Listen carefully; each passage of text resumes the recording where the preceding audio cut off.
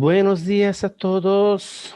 Hoy, martes 30 de marzo, vamos a seguir con la lectura de Padre Rico, Padre Pobre desde la página número 100 del libro. ¿Ok? El problema de trabajar cada vez más es que cada uno de esos tres niveles implica ceder una porción más grande de tu esfuerzo. Tienes que aprender a hacer que trabajar más te beneficie a ti y a tu familia de manera directa. ¿Cómo deberás fijar tus metas cuando al fin decidas concentrarte en tu propio negocio, es decir, concentrar tus esfuerzos para conseguir activos en lugar de una nómina más grande? La mayoría tiene que conservar su empleo y continuar dependiendo de su sueldo para poder afrontar la adquisición de activos. Y a medida que crezcan los activos, ¿cómo se medirá el alcance del éxito obtenido? ¿Cómo puede saber una persona que ya es rica, que ya alcanzó la riqueza? Además de tener mis propias definiciones para los conceptos activos y pasivos, también tengo una noción específica de la riqueza. En realidad, la tomé prestada de un hombre llamado Buckminster Fuller. Algunos lo consideran un charlatán y otros un genio. Hace varios años causó polémica entre los arquitectos porque solicitó una patente para algo a lo que llamó domo geodésico. En su solicitud, por cierto, Fuller también mencionó algo acerca de la riqueza. Al principio parecía un poco confuso, pero al seguir leyendo empezaba a sonar lógico. La riqueza es la capacidad de una persona para sobrevivir cierta cantidades de días a futuro. O, dicho de otra manera, si dejara de trabajar hoy, ¿cuánto tiempo podría sobrevivir? A diferencia del valor neto, es decir, de la diferencia entre tus activo y tu pasivo, que con frecuencia se caracteriza por incluir los objetos inútiles más costosos y las opiniones acerca de lo que valen las cosas, esa definición de riqueza nos da la oportunidad de desarrollar una forma de medición verdaderamente precisa. En este momento, yo podría medir y saber en dónde me encuentro en relación con mi objetivo de volverme independiente en el aspecto económico. A pesar de que el valor neto de una persona a menudo incluye activos que no producen efectivos, como artículos que compraste alguna vez y ahora están cubriéndose de polvo en el garaje, la riqueza mide cuánto dinero está produciendo tu propio dinero y, por tanto, cuál es tu capacidad de supervivencia financiera. La riqueza es la medida del flujo de efectivo de la columna de activos comparada con la de la columna de gasto. Usemos un ejemplo. Digamos que en mi columna de activo tengo un flujo de efectivo de $1,000 al mes y que mis gastos mensuales ascienden a $2,000. ¿Cuál es mi riqueza? Volvamos a la definición de Buckminster Fuller. ¿Cuántos días puedo vivir de aquí en adelante de acuerdo con esta medición? Si considero un mes de 30 días, entonces tengo un flujo de efectivo suficiente para medio mes. En cuanto logre tener un flujo de efectivo mensual de $2,000 proveniente de mis activos, entonces podré considerarme una persona con suficiente dinero. Así pues, aunque todavía no sea rico, sí tengo lo necesario para vivir. Ahora, ahora cuento con ingresos mensuales, producto de mis activos, que cubren los gastos por esa misma cantidad de tiempo. También observa que en este punto ya no dependo del sueldo. Me concentré en construir una columna de activo que me hiciera independiente en el aspecto económico y lo logré. Si en ese momento renunciara a mi trabajo, podría cubrir mis gastos mensuales con el flujo de efectivo que generan mis activos. Mi siguiente objetivo sería reinvertir el exceso de flujo de efectivo en la columna de activos. Cuanto más dinero va a esa columna, más crece esta. Asimismo, cuanto más crecen mis activos, más se incrementa el flujo de efectivo. Y siempre y cuando mantenga mis gastos por debajo del flujo de efectivo proveniente de dichos activos, seré más rico cada vez y obtendré más ingresos de fuentes que no tienen que ver con el trabajo físico que desarrollo todos los días. Si este proceso de reinversión continúa, entonces estaré en el camino a hacerme rico. Recuerda lo siguiente: los ricos compran activos, los pobres solo incurren en gastos. La clase media compra pasivo que cree que son activos. Entonces, ¿cómo empiezo a concentrarme en mi propio negocio para dedicarme solo a él? ¿Cuál era la respuesta? Escucha al fundador de McDonald's en el siguiente capítulo. Lección 3. Ocúpate de tu propio negocio. Los ricos se concentran en sus columnas de activos, mientras todos los demás se concentran en sus estados financieros. En 1974 le solicitaron a Ray Kroc, fundador de McDonald's, que diera una conferencia a los estudiantes de un máster de la Universidad de Texas, en Austin. Un amigo mío era estudiante ahí y formaba parte de ese grupo de alumnos. Después de una charla fuerte e inspiradora, los estudiantes tuvieron un descanso y le preguntaron a Ray si le gustaría ir con ellos a beber unas cervezas al local favorito de los jóvenes. Él aceptó con gusto. En cuanto comenzaron a beber la cerveza, Ray preguntó, ¿a qué negocio me dedico? Todos se rieron, me contó mi amigo. La mayoría de los estudiantes del máster pensó que Ray estaba jugando. Como nadie le respondió, Ray volvió a hacer la pregunta.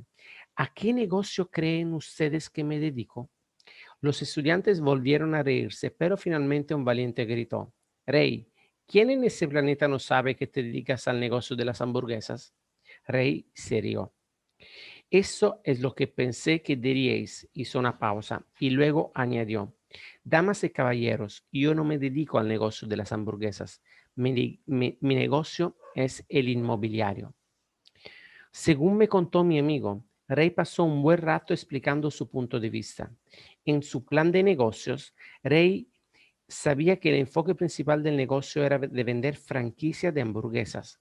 Sin embargo, nunca olvidó que los factores más importantes para el éxito de cada franquicia eran el terreno y el lugar en que se ubicara esta.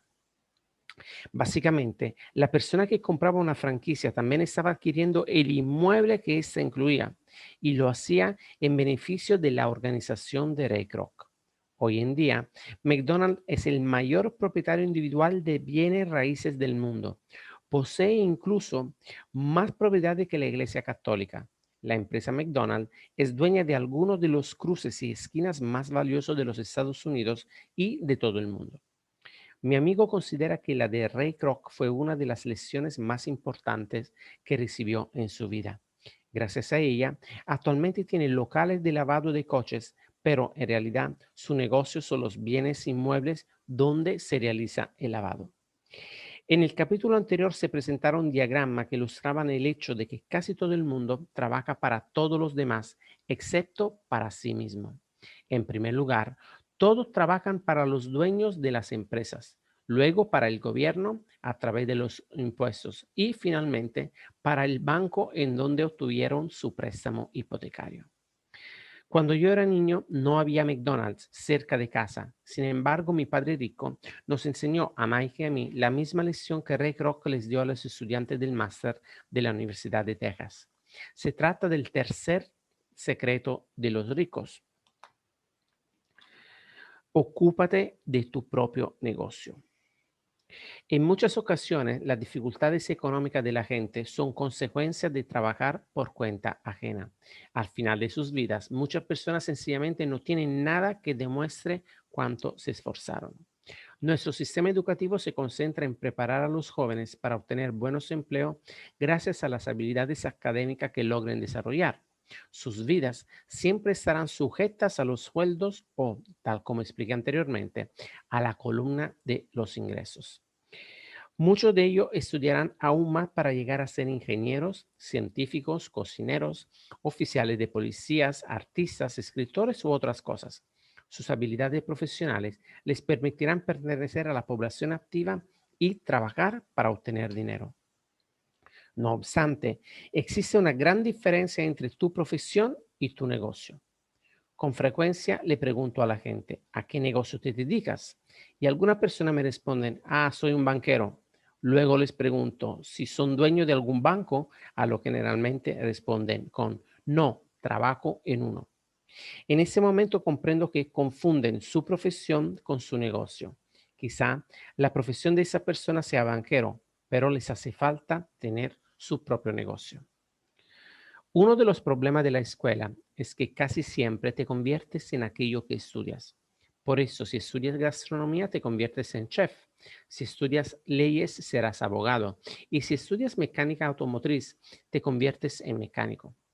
Y el error de volverse aquello que uno estudia es que a mucha gente se le olvida que debería ocuparse de su propio negocio. Muchos se pasan la vida cuidando de negocios ajenos y haciendo así cada vez más ricas a otras personas. Para obtener seguridad financiera, la persona tiene que ocuparse de su propio negocio. Tu negocio gira alrededor de tu columna de activos, no de la de ingreso.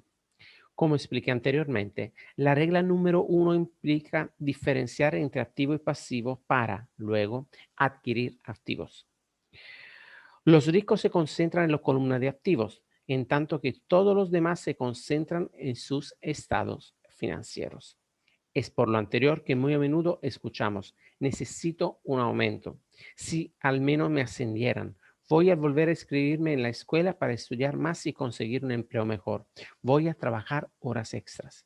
Tal vez pueda conseguir un segundo empleo. Las dificultades económicas de la gente son consecuencia de trabajar por cuenta ajena. En algunos ámbitos, estas nociones son fundamentales, pero no ayudan a atender tu propio negocio porque, una vez más, se concentran en la columna de ingreso. La única manera en que esas acciones pueden ayudar a una persona es utilizando el dinero adicional para adquirir activos que generen más ingresos. La razón principal por la que la mayoría de los pobres y de la clase media es conservadora en el aspecto fiscal, es decir, que no corre riesgo, es porque carece de cimientos financieros. Por eso muchos tienen que aferrarse a su empleo y jugar a lo seguro. Cuando se puso de moda hacer recortes laborales, millones de trabajadores descubrieron que sus casas, a las que consideraban activos, estaban comiéndoselo vivo porque el activo les costaba una cantidad demasiado elevada mes a mes. El coche, es decir, su otro activo, también los estaba dejando secos. Y los palos de golf de $1,000 guardados en el garaje ya no tenían el mismo valor que antes. Todos esos trabajadores vieron que sus empleos estaban bajo amenaza y, para colmo, no tenían nada en que apoyarse. Ninguna de aquellas cosas a las que consideraban activos les serviría para sobrevivir en tiempos de crisis financieras.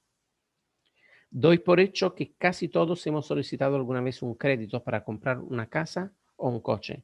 Y por eso pienso que siempre es interesante fijarse en la sección del valor neto, ya que ahí se ve por qué ciertas prácticas bancarias y contables aceptadas le hacen creer a la gente que está haciéndose con un activo.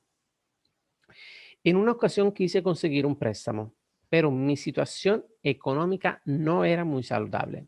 Por eso, en los datos que me solicitaron incluí mis palos de golf, mi colección de obras de arte, libros, aparatos electrónicos, trajes de Armani, relojes de pulsera, zapatos y otros objetos personales. Con eso quise inflar la cifra de mi columna de activos, pero al final me negaron el préstamo porque tenía demasiadas inversiones en bienes inmuebles. Al comité de préstamos no le gustó que yo ingresara tanto dinero en concepto de alquileres. Los miembros querían saber por qué no tenía un empleo normal con salario, pero no se les ocurrió cuestionar los trajes de Armani, los palos de golf, ni la colección de arte. A veces la vida se pone difícil cuando tu perfil no coincide con el de todos los demás. Cada vez que escucho a alguien decir que su valor neto es de $1,000,000, de $100,000 o de lo que sea, siento que me da un ataque. El valor neto no es un dato preciso porque sencillamente en cuanto empiezas a vender tus activos, tienes que pagar impuestos sobre las ganancias. Mucha gente se ha metido en serios apuros económicos cuando se le acaban sus ingresos porque para tener liquidez vende sus activos. Sin embargo, los activos personales solo se pueden vender por una fracción del valor por el que aparecen en el balance,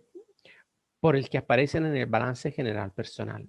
Por otra parte, y como ya mencioné, si hay alguna ganancia por la venta de los activos, se tienen que pagar impuestos sobre la misma. Así pues, el gobierno vuelve a llevarse una tajada y de paso reduce la cantidad disponible que tiene una persona para salir de deudas. Por esa razón siempre he dicho que el valor neto de una persona en realidad siempre es menor de lo que uno se imagina. Ahora, ocúpate de tu propio negocio. No renuncies a tu empleo, pero comienza a comprar activos. Deja de adquirir pasivos o efectos personales que pierden su valor real en cuanto los llevas a casa. Tan solo en cuanto lo sacas del concesionario, un automóvil nuevo pierde casi el 25% de lo que pagaste por él. El coche no es un activo, aunque tu banquero te permita ponerlo en la lista. El nuevo palo de golf de titanio por el que pagué $400 redujo su valor a 150 en cuanto di el primer golpe en él. Mantén tus gastos bajos, reduce los pasivos y con mucha disciplina ve construyendo una base de activos sólidos. También es fundamental que los padres de los jóvenes que aún no se han ido de casa les enseñen a sus hijos la diferencia entre activo y pasivo. Es necesario enseñarles a los jóvenes cómo construir una columna de activos sólida antes de que se vayan del hogar familiar, contraigan matrimonio, compren una casa, tengan hijos y se queden atascados en una situación financiera arriesgada que les obligue a aferrarse a un empleo y a comprar todo a crédito.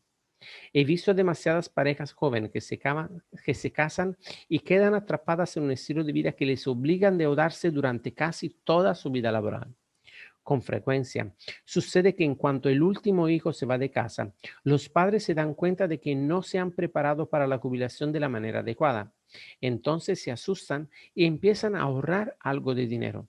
En ese momento sus propios padres se enferman y ellos tienen que afrontar nuevas responsabilidades. Entonces, ¿qué tipo de activos sugiero que adquiráis tú o tus hijos? En mi mundo, los activos de verdad se pueden dividir en las siguientes categorías. Negocios que no exigen mi presencia. Yo soy el dueño, pero otra persona los administran. Si tengo que trabajar ahí, entonces no es negocio. Si tengo que ir, se convierte en mi empleo. Acciones, bonos, bienes inmuebles que generan ingresos. Pagarés o notas de deuda, derechos de autor en concepto de propiedad intelectual como música, guiones y patentes, y cualquier cosa que tenga valor, que genere ingreso o que se revalorice y para la que haya un mercado dispuesto a comprarla en cualquier momento. Vamos a repetir esos activos. Negocios que no exigen mi presencia. Yo soy el dueño, pero otra persona los administra. Si tengo que trabajar ahí, entonces no es negocio. Si tengo que ir, se convierte en mi empleo. Acciones, bonos, bienes inmuebles que generan ingresos, pagarés o nota de deuda, derecho de autor en concepto de propiedad intelectual como música, guiones y patentes, y cualquier cosa que tenga valor, que genere ingreso o que se revalorice y para la que haya un mercado dispuesto a comprarla en cualquier momento. Cuando era niño, mi padre pobre me alentó para que buscara un empleo seguro. Mi padre rico, en cambio, me motivó para que comenzara a adquirir activos que me gustaran. Si no te encantan, no vas a encargarte de ellos, decía.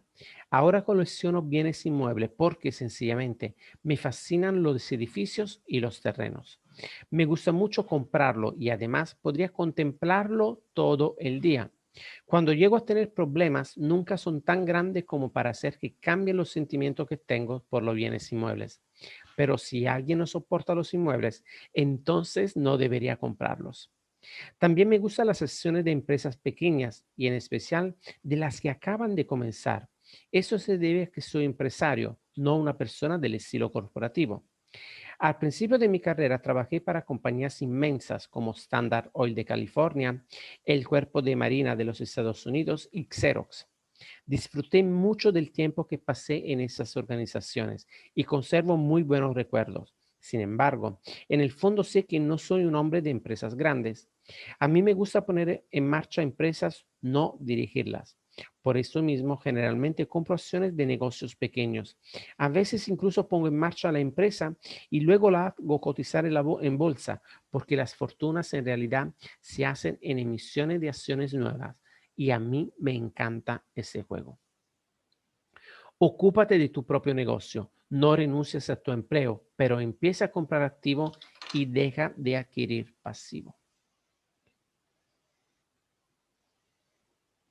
A mucha gente le dan miedo las empresas con poco capital. Muchos piensan que son arriesgadas y sí lo son. Sin embargo, el riesgo disminuye si te encantan las inversiones, si las entidades, si la entiendes y si dominas el juego. En el caso de empresas pequeñas, siempre aplico una estrategia de inversión que implica deshacerse de las acciones después de un año. Por otra parte, mi estrategia para los inmuebles consiste en empezar con poco e ir cambiando las propiedades por otras más grandes. De esta manera, hay una demora en el pago de los impuestos sobre las ganancias, lo cual permite que el valor de los inmuebles se incremente de forma espectacular. Por lo general, solo conservo los bienes raíces durante 7 años. Durante mucho tiempo, mientras estuve en el cuerpo de Marina y en Xerox, hice, hice lo que Padre Rico me recomendó. Conservé mi empleo, pero empecé a ocuparme de mi propio negocio. Me mantuve activo en la columna de activos por medio de la compra y venta de inmuebles y de acciones modestas. Padre Rico siempre enfatizó la importancia de la educación financiera. Cuanto más fuera capaz de entender sobre contabilidad y manejo del efectivo, más fácil me resultaría analizar inversiones y tarde o temprano también podría poner en marcha y construir mi propia empresa. Yo no le recomiendo a nadie que funde una empresa a menos que de verdad quiera hacerlo. Con todo lo que sé acerca de cómo administrar una empresa, puedo decir que no le deseo a nadie un trabajo tan arduo. A veces, cuando la gente no encuentra empleo, cree que la solución es fundar su propio negocio. Pero, por desgracia, la probabilidad de tener éxito son pocas. 9 de cada 10 fracasan en los primeros 5 años. Y a su vez, 9 de cada 10 de los negocios que sobreviven al primer lustro fracasan también. Por eso, solo te recomiendo iniciar una empresa si de verdad deseas hacerlo. De otra manera, lo mejor será que conserves tu empleo e intentes realizar un negocio de forma paralela. Cada vez que digo que debes ocuparte de tu negocio, me refiero a que tienes que construir tu columna de activos y mantenerla fuerte. En cuanto entre $1, ya no permitas que salga. Piénsalo de la siguiente manera. Cada dólar que se suma a tu columna de activos se convierte en tu empleado. Lo mejor acerca del dinero es que puede trabajar 24 horas al día y continuar haciéndolo por generaciones. Sí, conserva tu empleo y trabaja con ahínco, pero también construye esa columna de manera simultánea. A medida que crezca el flujo de efectivo, podrás darte algunos lujos. La gran diferencia entre ricos y pobres y clase media es que los ricos lo último que adquieren son los lujos, mientras que los demás lo hacen lo primero. Los pobres y la clase media compran artículos de lujo como mansiones, diamantes, pieles, joyería o yates porque quieren parecer ricos. Y efectivamente lo parecen. El problema es que solo se van sumiendo en una deuda mayor. La gente que siempre ha tenido dinero, es decir, los ricos a largo plazo, se concentran en construir la columna de activos antes que nada. Luego, con los ingresos generados por los activos, compran sus lujos. Los pobres, la clase media, adquieren lujos con su propia sangre y sudor y, para colmo, con la herencia de sus hijos. Piensa que darte un verdadero lujo debe ser una especie de recompensa para invertir en un activo y desarrollarlo. Por ejemplo, cuando mi esposa Kim y yo tuvimos algo de dinero extra gracias a nuestro edificio de apartamentos, ella se compró un Mercedes. No necesitó trabajar más ni arriesgarse porque el coche se pagó con lo que generaban los apartamentos. Lo que sí tuvo que hacer fue esperar 4 años a que creciera la cartera de inversiones en inmuebles y que produjera suficiente dinero extra para pagar el coche. Aquel Mercedes fue una verdadera recompensa para Kim, porque, gracias a él, pudo demostrar que sabía cómo hacer crecer su columna de activos. Hoy en día, ese automóvil representa mucho más para ella que solo un coche bonito. Es el símbolo de que usó inteligencia financiera para darse un lujo que quería. La mayoría de la gente sale y compra impulsivamente un coche nuevo o algún otro lujo a crédito. Muchos tal vez solo están aburridos y quieren un juguete nuevo. Pero comprar a crédito puede hacer que la persona llegue a lamentar el lujo que se dio porque tarde o temprano la deuda se convierte en una carga financiera. Después de haber tomado el tiempo suficiente para invertir y construir tu propio negocio, estarás listo para aprender el secreto más importante de los ricos, el que los coloca más allá de las multitudes. Creo que lo dejamos aquí, que son las 7:26, para empezar mañana directamente con el capítulo 4 de la historia de los impuestos y del poder de las corporaciones. Así que, chico, ha sido un placer. Voy a parar la grabación y nos veremos mañana para seguir la lectura de este libro muy, muy, muy interesante.